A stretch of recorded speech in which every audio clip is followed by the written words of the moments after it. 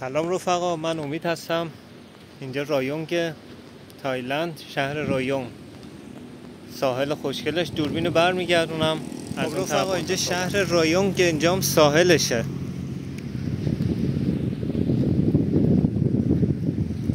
برسد تا اون سنگا. ساحلش خیلی قشنگه و شنا خیلی حال میده شنا کردن، چون عمقش زیاد نیست و این سنگار هم که اینجوری میبینید چیندن جلو، به خاطر اینه که جلوی مثلا یه سونامی، طوفان شدیدی میاد، جلوی تخریب ساحل رو بگیره.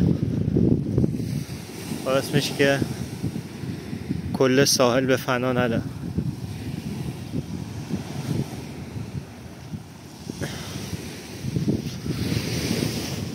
کلی خرچنگ هم جلو هست، این سوراخ سنبا کلی خرچنگ، مخصوصا تو اون بین لابلای این سنگا.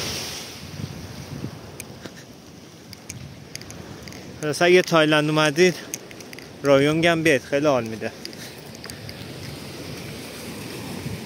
اما شهر بار و اینا داره، بار داره، دیسکو میسکو اونجوری نه. اهل دیسکو اینایی که برید پاتایا، اما برای طبیعتش خوبه، برای ساحلش خوبه، شما یه سر بزنید.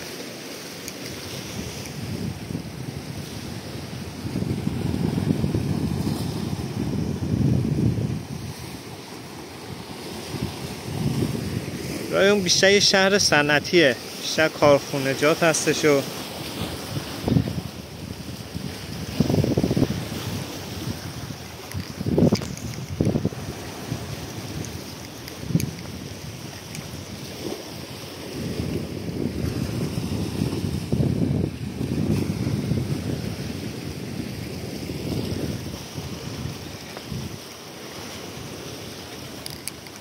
مردمش هم نسبت به شهرهای دیگه درآمدشون بهتره.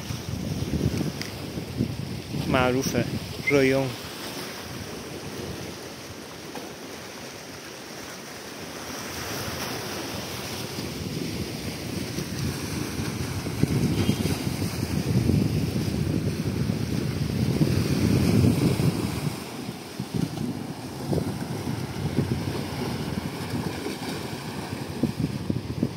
آبش هم خیلی تمیزه، خوراک شنا کردن. الان این ور نشون بدم، کف دریا قشنگ مشخصه، یعنی کف دریا مشخصه. این آب خوراک شنا کردنه. خدایی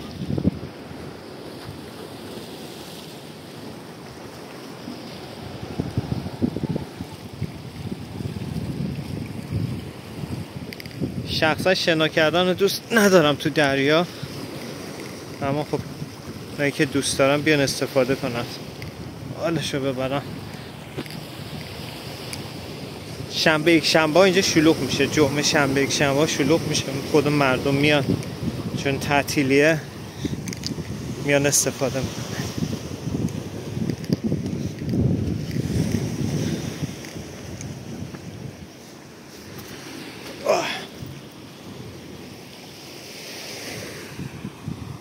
که یه سری آبجوها رو خوردن و متاسفانه سالش انداختن اینجا رفتن.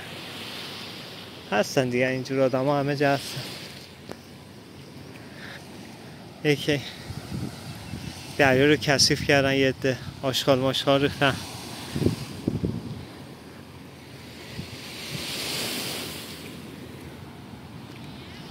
متاسفانه اینجور افراد همه جا هست.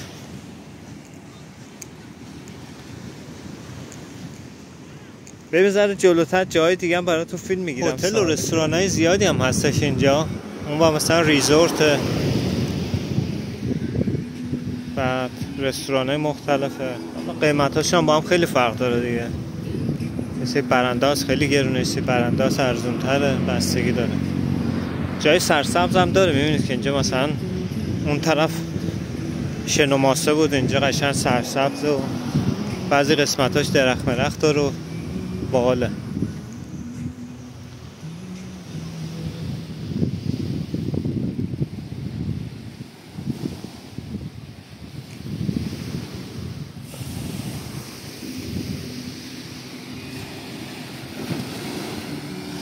اونم با بچهش اومده یه دستی به آب میزنه.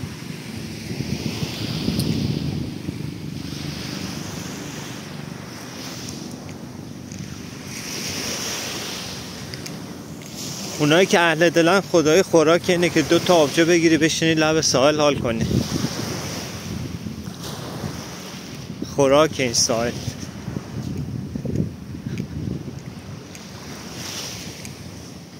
دو تا آبجوی گنده و عشق و صفا.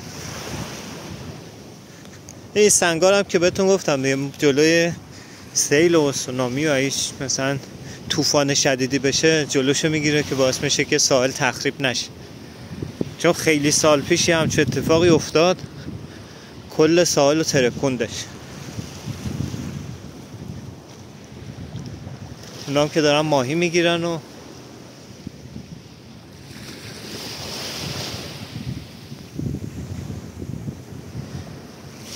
اینجا شرکت های نفتی هم زیادن.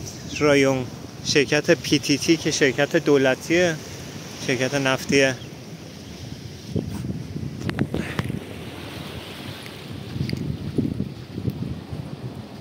بریم بالا.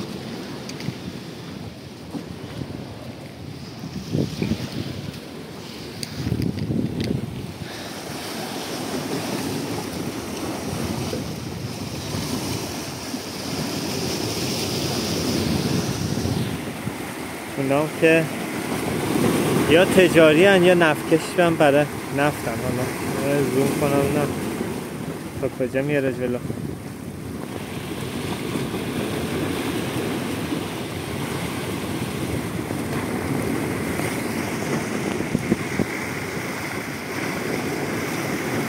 بابا جلو. آره اون طرف هم میبینی اونا شرکت های نفتیه. شرکت PTT و 1-2 تا شرکت دیگه هست اسماشو یادم رفته. یه قسمتی هست نزدیک هم خود شهر رایونگه دیگه، استان رایونگ. شرکت های نفتی و اینا اونجا. برای همونه دیگه، چون شرکت های نفتی هر جا باشن پول هم اونجاست دیگه. پول تو نفت.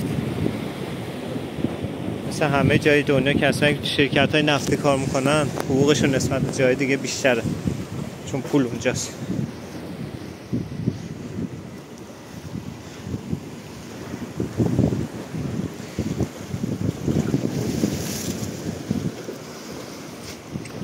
دارم دنبال راه میگردم این سنگا بیام پایین، گوشیم هم تلفات ندم. خب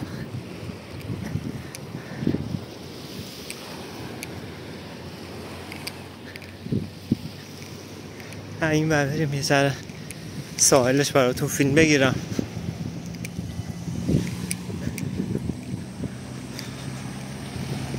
خدایی چه آب زلالی داره.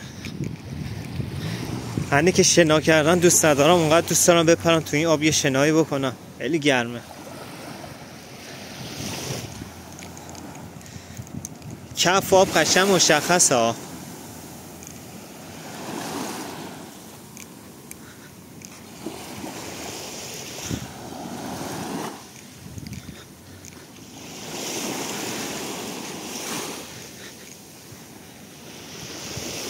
رایون یکی از تمیزترین ساحل‌ها رو داره. آب تمیزی داره، شفافه.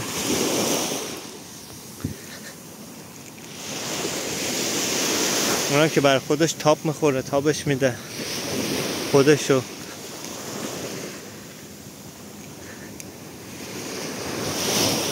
مردم هم که نشستن برای خودشون ساحل کیف کنن و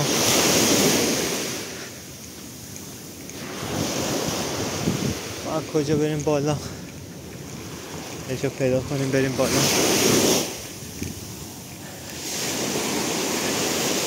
درختای فکرم چناره اما من نمیبینم، مثل ایران مثلا کاج داشته باشه. ایران سرخ سارو نمیدیم، کاجای گنده مونده داره. اینا نمیدونم چرا کاج نداره. از ایران هم که میمدم دوست دخترم گفت برام کاج بیار. بعد کاج چی؟ دونه 10 بات اینجا. تو دیم یه جایی تو بانکوک کاج دونه 10 بات بود. کوکوپرم ریختم و تو ایران ریخته کاج، کسی اهمیت نمیده. دونه 10 بعد چه خبره؟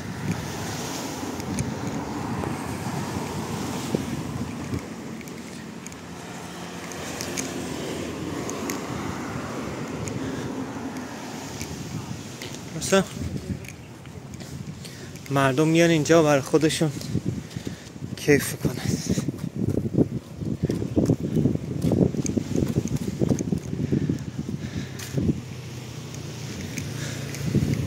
اونورم که بینی ریزورت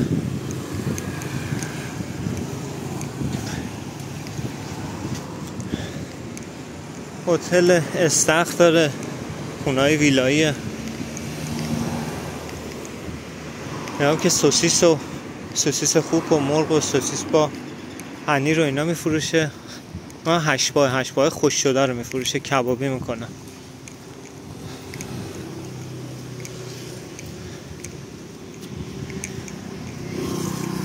خیلی حال میده، اما یه ذره گرونه قیمت. فکر کنم 4-5 100 تا همچین چیزی باید باشه. برگردیم دیگه، برگردیم موتورمون بالا. اومدیم و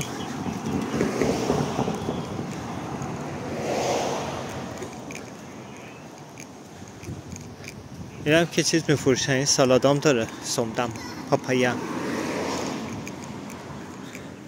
من پیشنهاد میکنم تایلندی شو بخورید، سمدم تای بخورید، پاپایا سالاد، پاپایا انگلیسی میگه پاپایا سالاد، تای پاپایا سالاد، خیلی عالیه.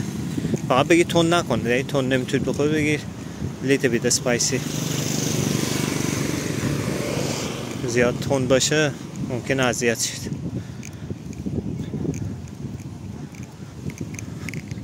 این هم که موزا رو آویزون کرده، دست به دعا که زرد بشه.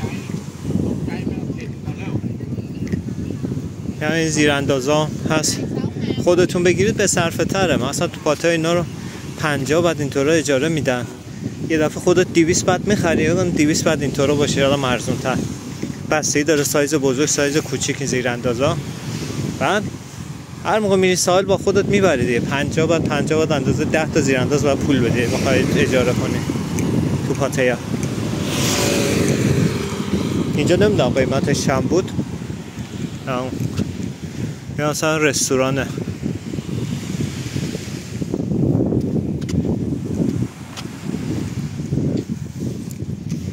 یه جای قشنگ و دیدنی دیگه هم داره اینجا، اونم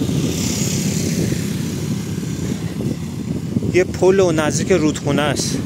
اونم سوایی براتون فیلم میگیرم دوباره میذارم داخل کانال. دمتون گرم، لایک کنید، سابسکرایب کنید، حال بدید دیگه به ما. خدایی انرژی بگیرم، ویدیوهای باحال بذارم، اطلاعات بیشتر بدم.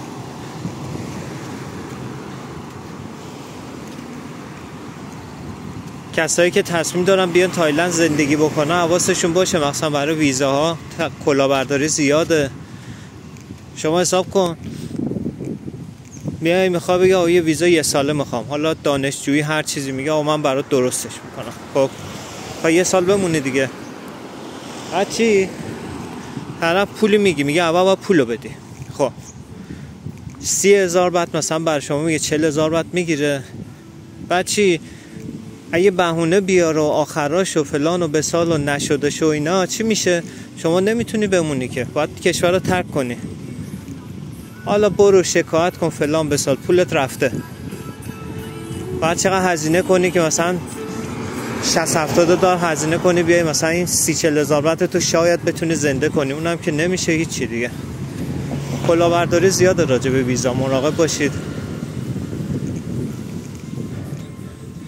اگه خواستید ازدواج بکنید، نیاز به کمک داشتید، بگید بخرا آشنا دارم. معمولا یه ذره سخت میگیرم واسه ایرانی‌ها رو واسه ازدواج، کیس ازدواج، چون میگن کشور ما خطر جنگ داره یا همچین چیزیه. و خلاصه متاسفانه هر کاری ما میخوایم بکنیم، چه برای ویزا فلان بسا فرق قائل میشن، اذیت میکنم.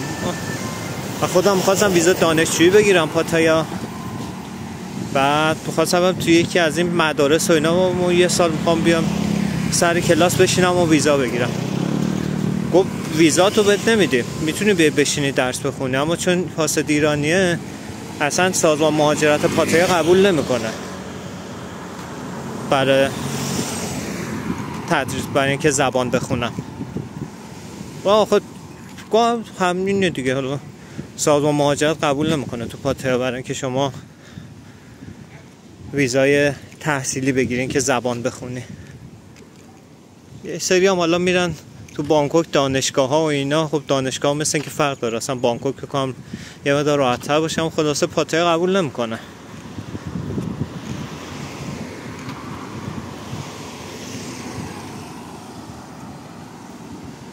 یه بنده خدا هم گفت قبول میکنه. من که رفتم قبول، یکی شناخته بودم قبول میکرد، من کار ویزامو تموم کرده بودم جور دیگه ای. اون گفت نزدیک 40 خورده 50,000 بعد میخواست بگیره که حالا ما از جور دیگه تمامش کردم، یه ساله رو گرفتم و مشکلی دیگه ندارم. خلاصه شما مراقب باشید.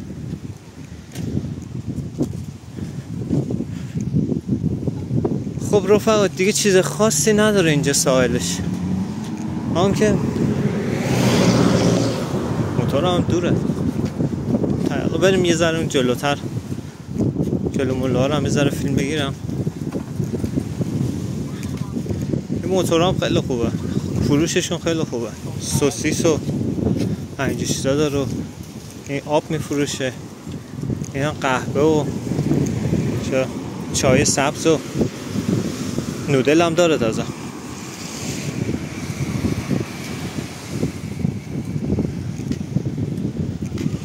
یه هنو وا نشده، 69 بط آبجوش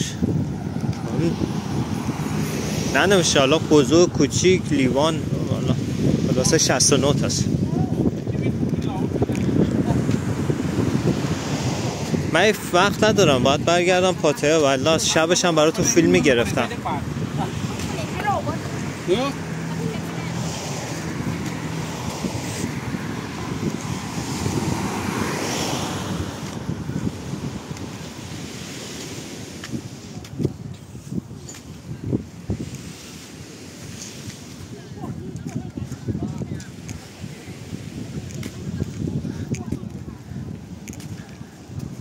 این طرفو که میبینی سیمانش کردن، من قبلا اینجا اومده بودم، یه سری بنده خدایی به من رانندگی یاد میداد. تا رانندگی بلد بودم، اتومات تا حالا نرونده بودم.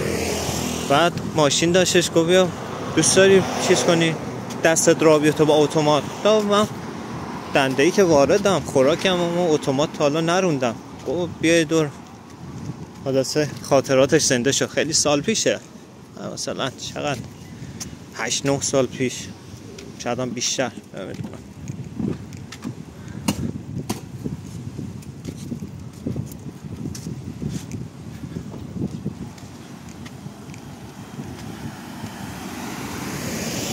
اینا که تویوب میوب رو بذارید و بری صفا سیتی. آقا بریم، ما برگردیم بریم اونوری، برم سمت موتور رو برم از یه طرف دیگه براتون فیلم میگیرم، حتما میذارم اینو کارهای ادیتشو بکنم و فردا در اولین فرصت چهارشنبه میذارم. من ویدیوها رو سعی میکنم هر هفته 2 تا ویدیو براتون بذارم، چهارشنبه و یک شنبه. حالا ساعتش ممکنه ذره این ور اون ور بشه، اما خب حتما چهارشنبه و یک شنبه براتون ویدیو میذارم. اما خدای وجدانن سابسکرایب بکنید، حال بدید دیگه. میخوام بگیرم براتون از این میوه‌ها و حشوه، اینا رو میرن خودشون ساحل میگیرن، یعنی فرش تازه. اونا که صدفه، اینا هم که میگوه اینم هشباه مثلا هشباه 380 بطه، اینا گنده مونده است. دوست دارم، من میگو دوست دارم. 260 و 320 میگو خیلی گنده است. حتی خب شاه میگو که دیگه خیلی گرونه، کم 1000. من تو ماکرو دیدم 1000 تا 1000 خورده 1000 بطه اینطور است. آره اینا هم که لب ساحل مغازه، اما فرشه دیگه. اینا مثلا این چیه خرچنگ خوشمزه است خدایی. اما پوستش سفته، یه ذره سخته پوست کندن خوردنش، اما من خوردم خیلی حال میده. اینا هم که مثل ماهی شوره، اینا بعضی شوره، ماهیای شوره. بعد اونم که میگوهای خوش شده و ایناست. اینم که چی بشه، خرچنگ 420 بته، بستگی داره تازه باشه، بزرگ باشه، کوچیک باشه، قیمتاش فرق داره. اینا خوش شده شه، اینا خوش شده است. مثلا اینا چیه خدا، این چیزه خرچنگو خشکش کردن اینجوری، پودرش اینجوریه. اینا که پفکای خودمونه، مثل پفک، مثلش خود پفکه. اینا خرچنگ صدیقا، یا خرچنگ 400 بستگی داره بزرگ باشه کوچیک باشه قیمتش شد. مثلا اینا 350 بات کوچیک‌ترشو کنم، گوشت کمتری هم داره دیگه. اینا رو خودشون قایق دارن میرن میگیرن تو ساحل، سر همون تازه است.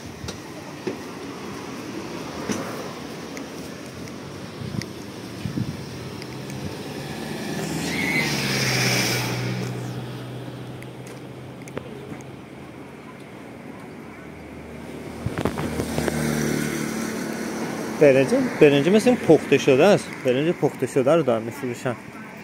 برنج پخته شده. اینا هم 8 بار رو خوش کردن. معمولا خوش شده ها گرونتره، یعنی مثلا میگوی خوش شده چون فکر کنم وزنش کم میشه دیگه، اون آبش از دست میره و وزنش خیلی کم میشه سرم و قیمتش هم گرونتره. ماهی چه ماهیایی لامصب، فکر کنم ماهی شوره اینا. صدیق ها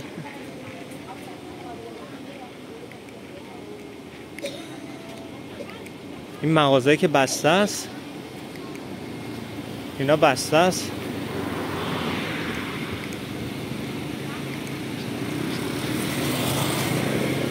اینا اکسیژنه، اکسیژن زدن توی آب که زنده میمونه. مثلا این خرچنگا رو میبینه الان اینا زنده است.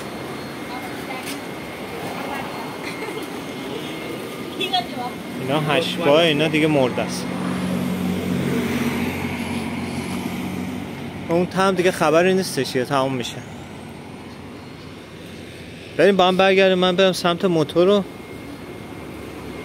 بریم ببینیم چه خبره. اینم 3 دقیقه شد. اینجا که بسته است این مغازه، همین الان گفتم. و برگردیم سراغ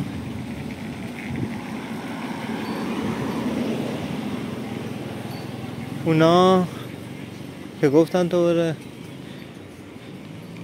خرچنگ خوش شد و ایناست. خرچنگ رو میپزم، پودرش میکنم، رشتهش میکنم، پودرش میکنم. یا که انواع سسای تایلندیه با فلفل اینا درست کردن. اینا ماهیه، نمیدونم تو چی خوابوندنش، ترشی ماهیه فکر کنم.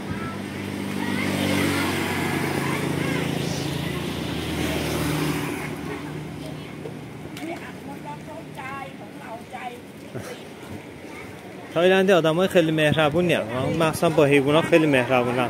بهشون نگاه کن، غذا بهش دادم.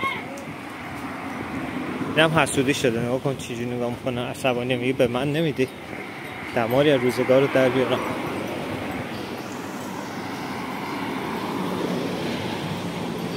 این صدف هم خیلی قشنگه، یه برای مثلا سوقاتینا بگیرید اینجا، اون خب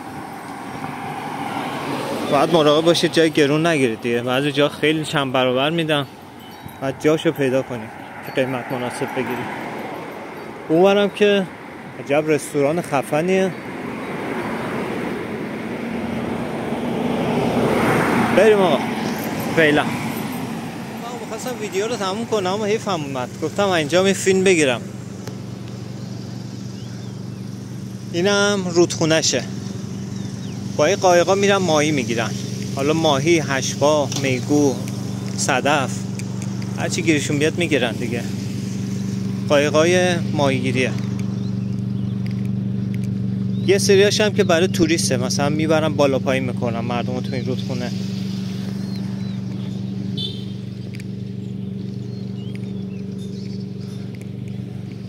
آب رودخونه هم تو ساعت‌های مختلف بالا و پایین میشه. مثلا یه دفعه میبینی آب رودخونه میاد پایین، بعد خیلی میاد پایین دیگه. مثلا اون درخت مرخت‌ها الان زیر آبه، بعد یه دفعه میاد پایین خوش میشه، بعد دوباره میاد بالا. همش بستگی به آب دریا داره.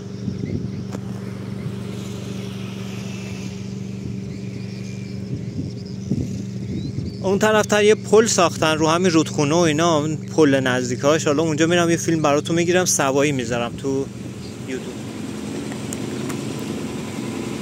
این پلم روی رودخونه است که ماشینا روش رد میشن میرن اون ورش.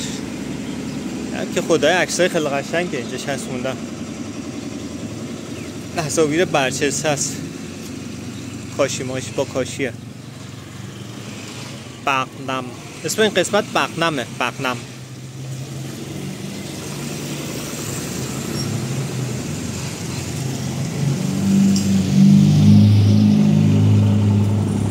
حیفم من خداییاتم ببینیم رودخونه هم یه سر رو پله هم یه دونه ویدیو بگیرم براتون. هوام هوای دلیه، این ابرا و اینا اصلا یه چیز معرکه‌ای شده خدایی. اینم چند ساله دارم میسازم، قدیم نبودش. من تقریبا رایون 13 ساله 13-14 ساله دارم میام رایون، میام و میرم و پاتایا و شهرهای دیگه، بیشتر رایون. و خدایی نگاه کنی ساحل، آدم دلش باز میشه. چی ساحل چیه؟ رودخونه رو آدم دلش باز میشه، کیف میکنه. رودخونه به این بزرگی. بعد اونورم کشتی بزرگ اونوره، کشتیش اونوره که برای ماهیگیری. الان بذار من ماشین نیاد برم اونور، از اونورم یه فیلم براتون بگیرم قشنگ ببینید.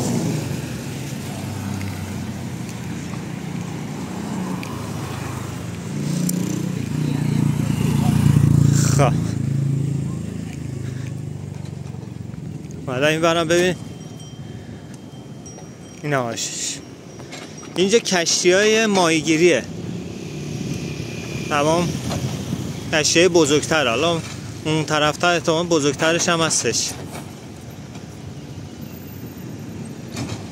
این پله هم قبلا آره این پله بود، اون پله بود قبلا، پل کوچیک بود ما میرفتیم، اونو دارن تخریب میکننش و خرابش میکنن. پل بزرگیه بود، کشتی نمیتونه از زیر این پل رد شن دیگه، تمام به خاطر اون.